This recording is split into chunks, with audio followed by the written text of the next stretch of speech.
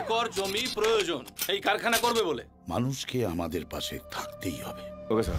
উত্তাল একটা সময়, উত্তাল জমি আন্দোলনের প্রেক্ষাপট। রাজ্য রাজনীতির নানা ঘটনার কোলাজ সাজিয়ে শঙ্কুদেব পান্ডার পরিচালনায় প্রথম ছবি কমরেড। 21শে জুলাই মুক্তি পাবে ছবিটি।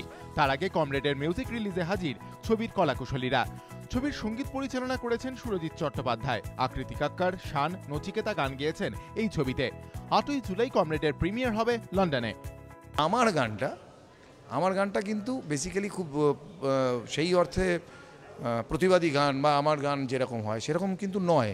এই গানটা কিন্তু রাগ প্রধান গান, একটা সুরে সুরেও বিপ্লব করা যায়, যে বিদ্রোহ করা যায়। এই গানটা সব থেকে বড় প্রমাণ। ও পাখি আর তুই ফিরে আসিস না ঘরে।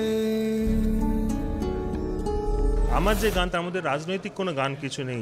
একটা প্রেমের গান আছে, একটা এই ছবির পুরো আবহ গান যেটা নচিতা গেয়েছে, এবং একটা সোকল যেটাকে তোমরা আইটেম সং বলো সেরকম একটা গান আছে যেটা আকৃতি গেয়েছে।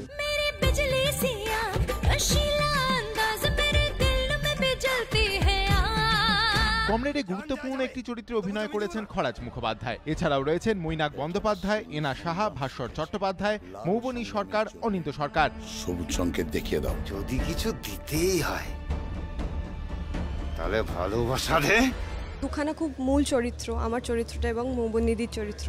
তো আমাদের দুজনের দুটো গল্প আছে, সেই গল্পটা নিয়ে, এবং দুটো মহিলা তারা কিভাবে ফাইট ব্যাক করে, কিভাবে নিজেদের এবং নিজের আশেপাশে লোকজনদের সাপোর্ট করে, সেটা নিয়ে গল্প।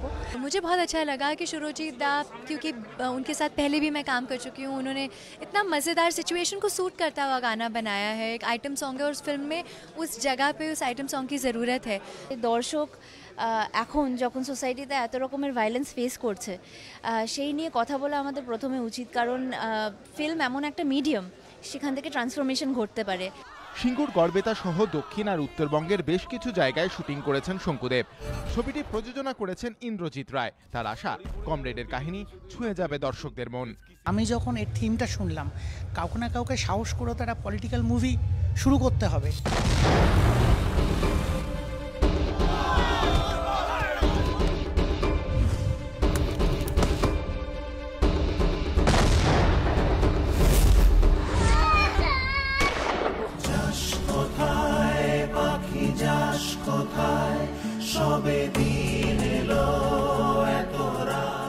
মানস বসাক, এবিপি আনন্দ, কলকাতা।